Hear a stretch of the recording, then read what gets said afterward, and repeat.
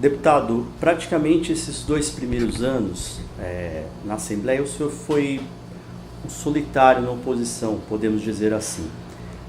A gente percebe que este ano o senhor ganhou a companhia de outros deputados.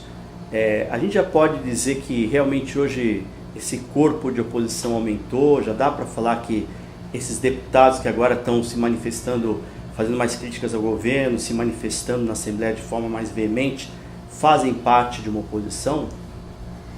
Então, tem um grupo, né, de deputados insatisfeitos com o governo. Isso é bom, eu acho, que para a democracia até, né?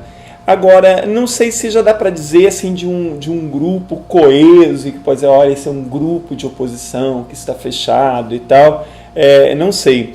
Mas, em todo caso, esse momento eu acho que é um momento bom para a Assembleia, é um momento bom para a política capixaba, quando mais parlamentares passam a pressionar, a questionar o governo, a ter posturas mais independentes e mais críticas. Eu acho que esse é um bom momento. Agora, eu acho que é muito cedo ainda para afirmar que esse grupo permanece assim. Há quem aposte, inclusive, que esse grupo vai aumentar até o final do ano.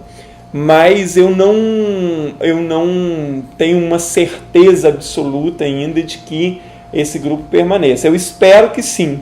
Eu acho que isso é bom para o Espírito Santo, inclusive.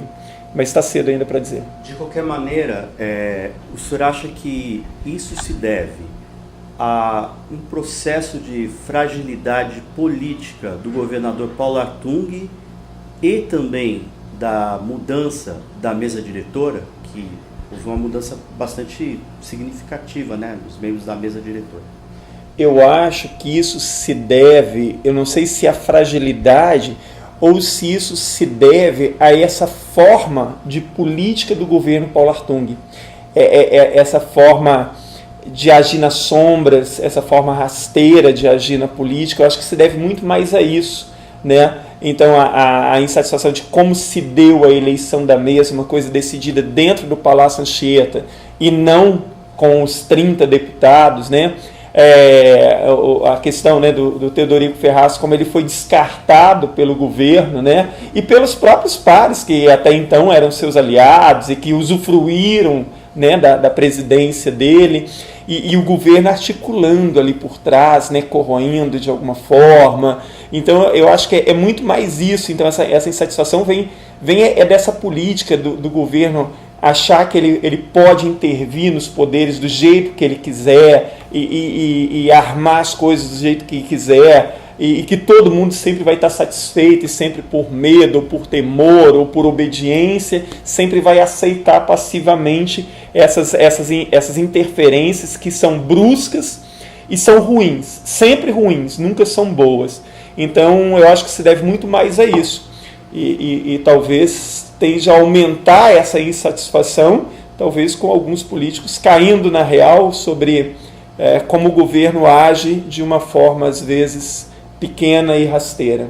Agora, embora a base ainda seja bem ampla na Assembleia, a gente percebe que há um gasto maior de energia por parte do governo para poder conseguir atingir determinados resultados que antes a gente via que eram conseguidos com mais facilidade. Eu destaco, por exemplo, um projeto de aumento do período da licença maternidade que durou 3 ou 4 sessões na Assembleia para serem aprovados. Há uma insatisfação também da base dentro da Assembleia. Há uma insatisfação da base, sim, também, pelo menos de parte dela, você vê até pelos discursos, pelos posicionamentos de alguns deputados que são ali da base aliada, alguns que não se manifestam publicamente, mas você vê pelos corredores ali alguma insatisfação de volta e meia de alguns governistas.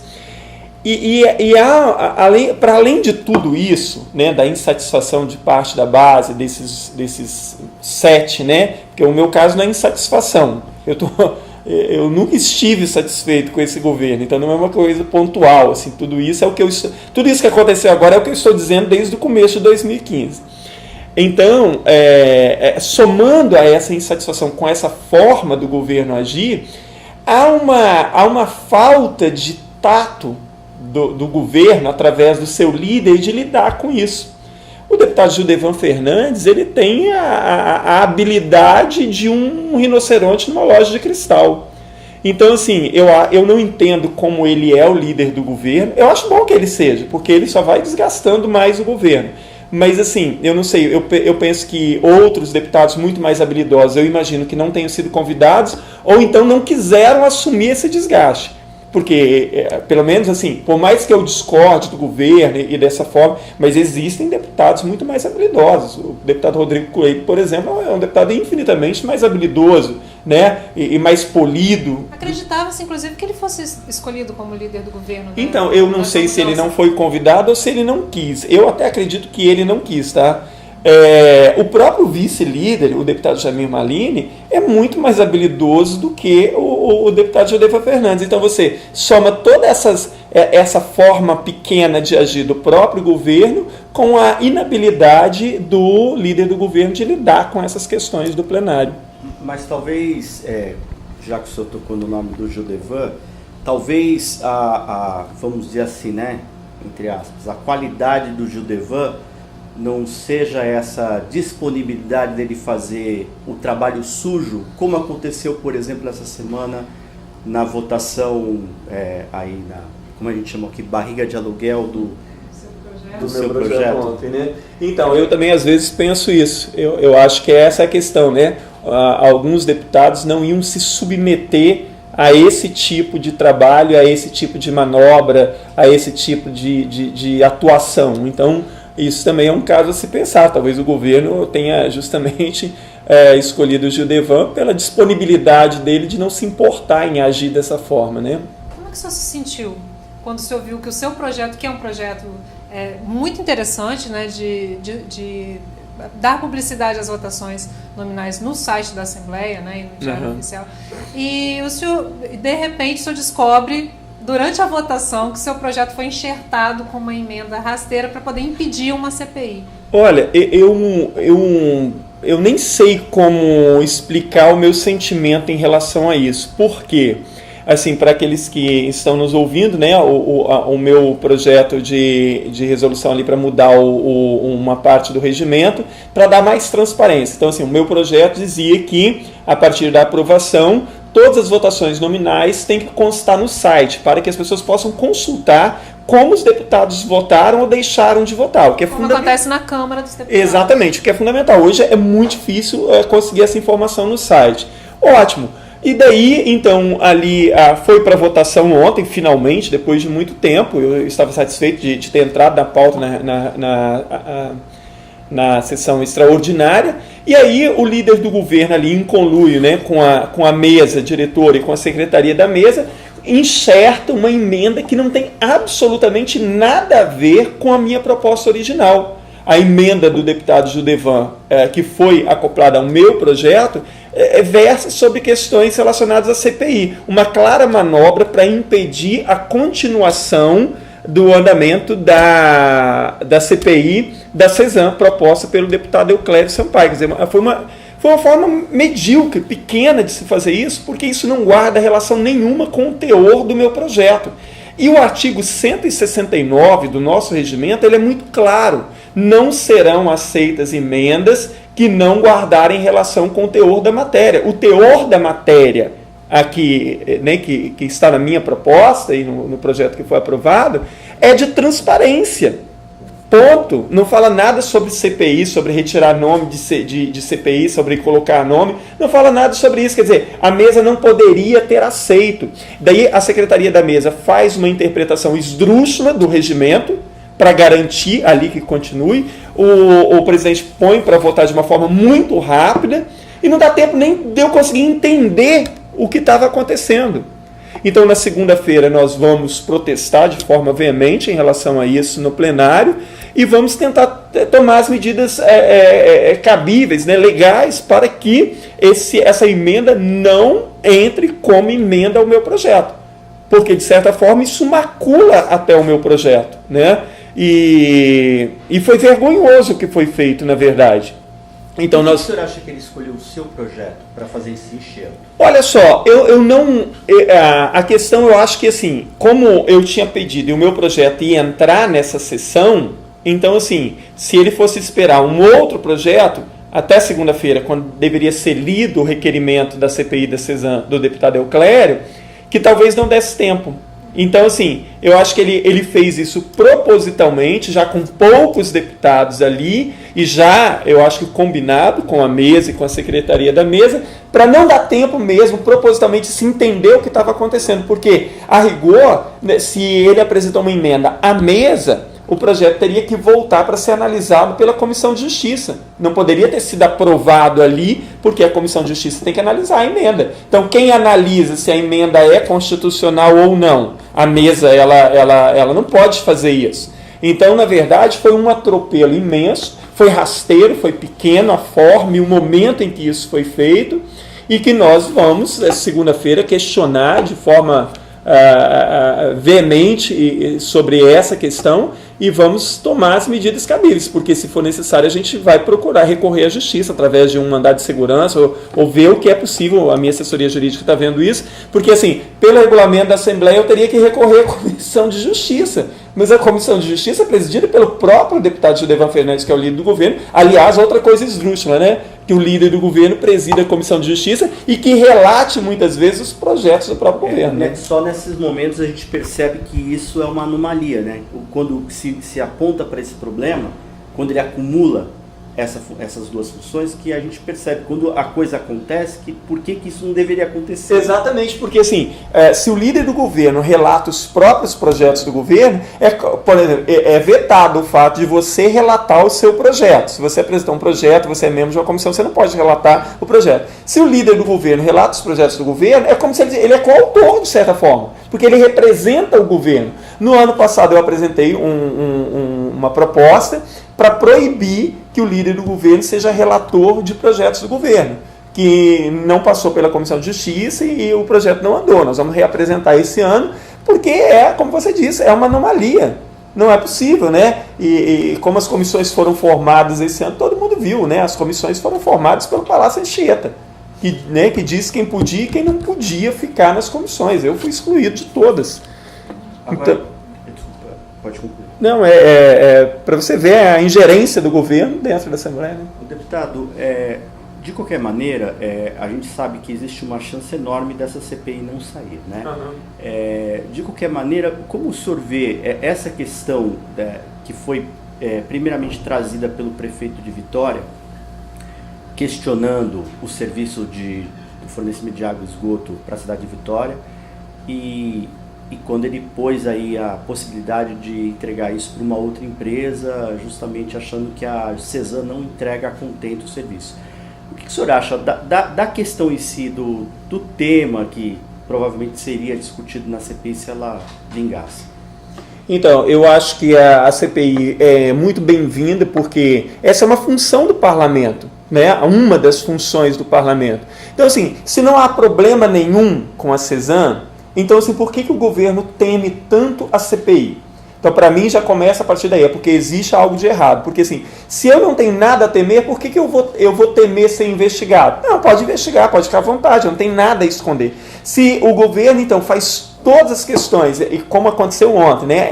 Esse atropelo e essa manobra ridícula que ocorreu ontem, para isso é porque há algo de errado e que precisa, então, ser investigado.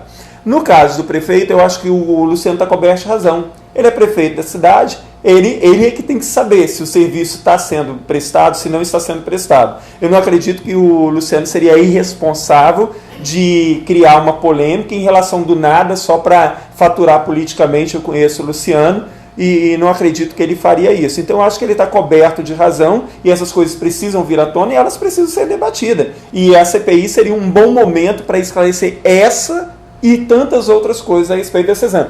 Eu tenho dito que algumas CPIs aqui, por exemplo, a CPI da CESAM, outra CPI que passou da hora da gente fazer, que é a CPI dos incentivos fiscais. É uma coisa fundamental que seja feito. O Rio de Janeiro, o que aconteceu lá, é emblemático nesse sentido.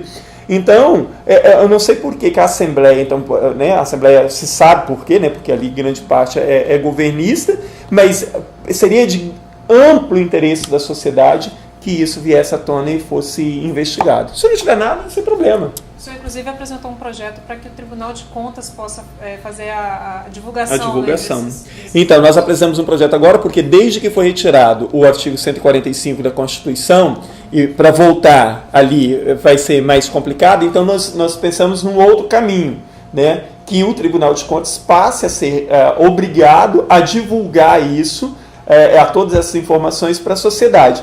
O que, assim, eu acho que o governo vai fazer de tudo, obviamente, para esse projeto não ser votado e para ser reprovado de alguma forma, mas nós vamos lutar para isso e sempre dando ampla divulgação para a sociedade, que a sociedade ela precisa entender o que acontece nos subterrâneos da política capixaba e nacional também, né? Assim, a maioria das pessoas discutem a política e entram numa celeuma sem fim a respeito do quase nada, porque aquilo que precisaria ser debatido não está sendo debatido. Então, essa questão, por exemplo, dos incentivos fiscais hoje, ela é fundamental. Então, se você falar, olha, a crise na segurança, a crise na educação, a crise na saúde, há uma crise em todos esses setores, escamoteada pela publicidade paga do governo, que mascara tudo isso, mas há uma crise. Eu visitei 187 escolas, eu sei do que eu estou falando. Eu visitei hospitais públicos, eu sei do que eu estou falando. Nós vimos através da greve da polícia aqui o que é a segurança pública capixaba. Então, assim, há uma crise em tudo isso. E enquanto isso, o governo esconde da sociedade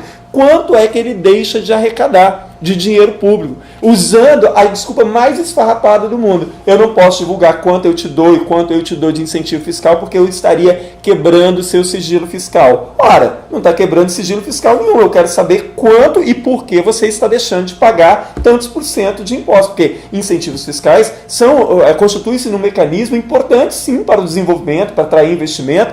Claro que são importantes, só que precisa ser justificado. Então, assim, eu vou te dar incentivo através de ICMS ou sei lá de quê. Por quê? Então, assim, qual é o ativo que você traz para o Estado? Você vai gerar quanto de emprego, você vai gerar quanto de desenvolvimento, você vai trazer tecnologia. E, ao mesmo tempo, deveria ser divulgado o passivo de tudo isso. Hoje nós temos informação, e é muito difícil, Renatas, é muito difícil você fazer o cruzamento.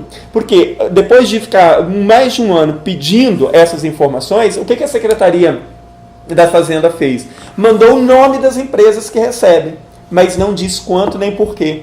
Então fica muito difícil você saber. Agora, por exemplo, nós estamos tentando, e nós vamos continuar trabalhando em cima disso, a gente sabe, por exemplo, que tem empresas de São Paulo, por exemplo, que elas abriram um escritório aqui, registraram aqui para se beneficiar desse incentivo fiscal, mas elas não geram um emprego aqui no Estado, não traz desenvolvimento nenhum e tal. Ou seja, não há justificativa. Não há justificativa. Outra questão, como eu não sei por que e quanto, e é uma quantidade de empresas muito grande, por exemplo, a empresa X lá, que é distribuidora de não sei o quê. Então você tem que ir atrás para saber quem é o dono. Tudo bem, hoje você não dá mais para você fazer cruzamento de empresa que doa para candidato, porque a empresa pode doar mais. Mas quem são os executivos, quem são os donos dessa empresa, para que eu consiga fazer o cruzamento entre aquele que recebe o benefício fiscal e aquele que está doando para a campanha.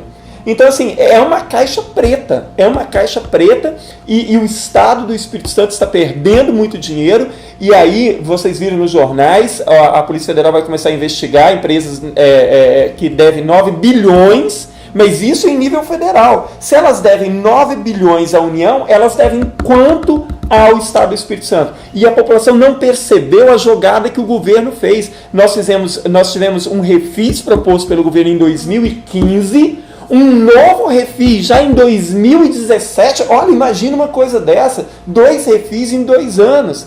Agora, não bastasse isso, está lá para ser votado em regime de urgência um outro projeto do governo que ainda vai retirar mais multas e juros, etc., de devedores de outros impostos. Quer dizer, é um incentivo atrás do outro à sonegação. E quem é que está sendo beneficiado com isso? Você não vai me dizer que é seu Zé da padaria e tal ali da esquina, que é seu João do mercadinho, que são os grandes beneficiados. É óbvio que não.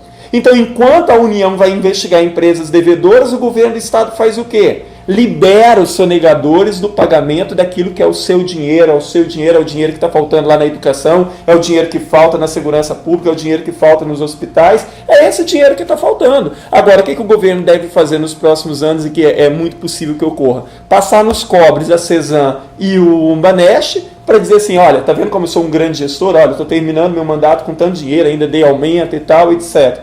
que é o que provavelmente vai acontecer aqui no Estado. Deputado, voltando um pouco, passando pelo tema educação, a gente tem recebido, o senhor que visitou quase 200 escolas, sabe muito bem, tem propriedade para conhecer muito bem essa situação. Mas a gente tem recebido, e eu acho que isso atribui muito ao trabalho que o senhor fez na Assembleia, uma série de denúncias, não para de chegar, denúncia de escolas reclamando de superlotação, de fusão de turmas, essa coisa toda que o senhor já tinha apresentado quando o senhor esteve nas escolas. O que mudou, melhorou alguma coisa, piorou, qual que é a perspectiva para isso mudar de alguma maneira? Porque a gente vê muito, inclusive numa das sessões o senhor fez até uma correção. O governo não trata desse assunto, esse assunto é um assunto, fechamento de EJA, fusão de turmas, esse assunto que o governo não trata, ele prefere falar das novas unidades que o Escola Viva está implementando, inclusive o senhor teve que usar seus conhecimentos de professor para fazer uma correção matemática, porque ele superestimou esse número. Exatamente. Né? Queria que o senhor falasse um pouco da situação da educação. Só emendando aí, eu queria que o senhor falasse também sobre o apontamento que o senhor fez da não aplicação do mínimo necessário, no mínimo obrigatório de 25% na educação. A PGR. Isso. Olha só, na educação não mudou nada. O mesmo caos de 2015 é o caos de agora. Com alguns agravamentos até. Continua fechando turnos, continua fechando turmas, continua fechando escolas, e é impressionante como, apesar do trabalho que a doutora Maria Cristina faz no Ministério Público, mas faz sozinha praticamente, como as instituições e a chamada grande imprensa fazem um silêncio ensurdecedor a respeito de crime de responsabilidade que está acontecendo aqui no Estado. Então, assim, o governo faz uma propaganda gigantesca sobre Escola Viva. Você visita as escolas regulares, o abandono continua o mesmo. Agora, olha só como se agravou a situação. Porque em vários municípios onde tem sido implantada a Escola Viva, essa implantação está criando problemas. Eu visitei na semana passada Iuna, Afonso Cláudio e Iguaçuí. Nos 3 municípios, foram os últimos 3 que foram, não os últimos 3 tem mais, mas assim, se tiverem esses que agora foi implantado esse projeto. Então, em Iuna, pegaram a escola Henrique Coutinho, que é uma escola grande, etc., reformada há pouco tempo, Escola Viva lá. Grande parte dos alunos e professores não puderam ficar. Não tinha outra escola do Estado. No centro de Iuna só tem uma escola do Estado. Fizeram um acordo com a prefeitura cedeu uma escola, a escola Dalila Castro, que agora é chamada de Santíssima Trindade. Eles não puderam ficar por quê? Porque não queria ou porque não podia. Porque assim, a ideia de que todo aluno pode ficar o dia inteiro na escola é uma ideia imaginária.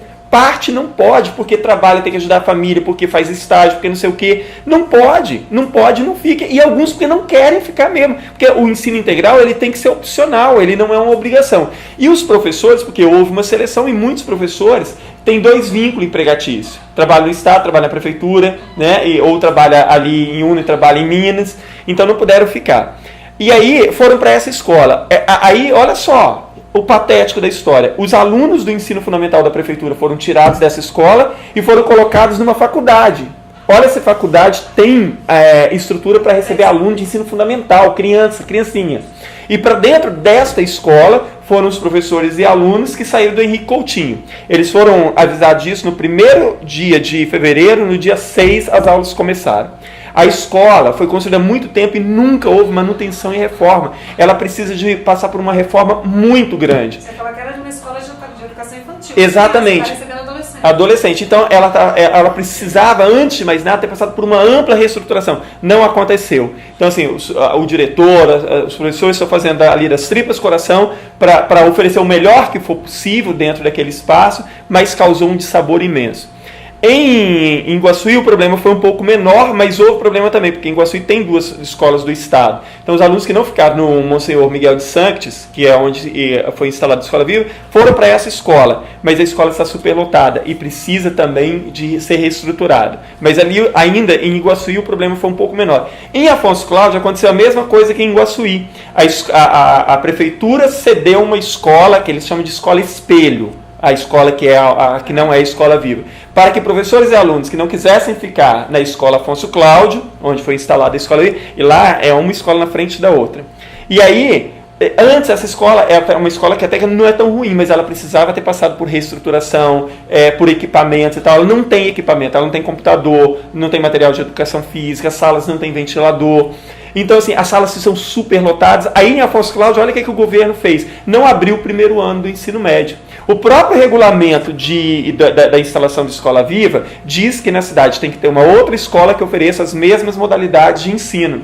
Não abriu. Os pais, então, se uniram, vieram aqui no meu gabinete e tal. E aí, esta semana, nós também abriu, quer dizer, está terminando o primeiro trimestre do ano. Essa semana, quarta-feira, foi aberto a turma de primeiro ano na escola José Cupertino, que fica na frente. E aí, como as escolas vivas estão muito esvaziadas de matrícula, o tempo inteiro o governo fica mandando gente da superintendência, e aí tem que deixar eles entrar nessas escolas, assim, com um discurso mais ou menos assim, olha, essas escolas que vocês estão é muito ruim, a escola boa é aquela... Olha só, os professores e alunos têm que viver com essa situação ainda. Então, assim, não é uma questão só de que o governo está mascarando, mas o problema que ele tem criado, e isso foi criado em Ecoporanga, lá na escola, entre a escola Dom Daniel Comboni e a escola Ecoporanga. A escola Ecoporanga tem 1.600 alunos, uma escola que não tem quadro de esporte, tiveram que desativar a sala de informática, o laboratório de ciência, tudo para transformar em sala de aula, como a José Cupertino e Afonso Cláudio. Porque o número de alunos das chamadas escolas espelho é infinitamente maior do que nas escolas vivas. Os alunos não querem, e são vários motivos. Olha só, como alguns pais de Afonso Cláudio disseram assim, eu não vou colocar meu filho numa escola que eu nem entendi direito como é. Porque não há uma preparação, assim, olha, para entender, para que as pessoas entendam claramente o que vai acontecer e tal. É tudo feito a toque de caixa, para que o governo cumpra a meta até 2018 de fazer pelo menos 30 unidades dessas. Mas esses problemas são recorrentes. E aí o governo fala assim, nós já estamos atendendo 10 mil alunos nas 15 ou 17 escolas vivas que tem. É mentira, são 6.100, 6.200 no máximo. A Conde de Linhares, em Colatina, uma cidade daquele tamanho, a Conde de Linhares, que é uma escola estruturada, que funcionava ali, curso profissionalizante integrado, né? O aluno fazia ensino médio e o curso técnico ao mesmo tempo. Uma escola que foi reformada, fica no centro de Colatina, ela está com 186 matrículas. Uma escola que cabe no mínimo 1.000 alunos. A Daniel Comboni e Ecoporanga, que foi construída nova praticamente pelo governo Casagrande, e a Marita Mota em São Mateus, tem no máximo 400 alunos, escolas que cabem 1.400 alunos. E você está fazendo a conta pela capacidade de vagas, né? Então, pela capacidade de vagas, exatamente, porque no ano passado já, quando só tinha 5, já tinha 600 vagas ociosas. Assim, mais do que o volume de uma escola, né? E, assim, só para complementar, a questão ainda mais grave aqui no Estado é que o governo não está cumprindo, desde 2011, não cumpre os 25 mínimo de investimento na educação. Só esse ano a educação perde 700 milhões. A maquiagem nas contas da educação começaram a ser feita em 2009, a educação vai perder, segundo o Ministério Público de Contas aqui do Estado, até o final de 2017, quase 4 bilhões de reais estarão sendo perdidos pela educação, para o governo estar usando esse dinheiro para outras questões. Cansados de denunciar aqui, nós denunciamos na PGR, em Brasília, na Procuradoria-Geral da República, para ver se ali anda, porque isso é um crime de responsabilidade. Ninguém está autorizado a não cumprir a Constituição, principalmente o governo, numa área tão prioritária quanto a educação.